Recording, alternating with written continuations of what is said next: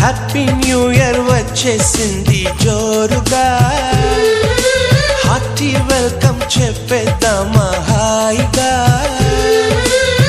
కొత్త కొత్త ఊహల్లో తెలిపోటియా, మనసులోని ఆశల్ని పంచుకో బ్రదర్. గుండెలోని భావాలు గుప్పుమన్న ఈ వేళ, కదిలల్లే కాలపు కన్నెకి టాటా చెప్పుదామా. జనవరితో అడుగులు వేస్తూ ముందుకి పోదామా.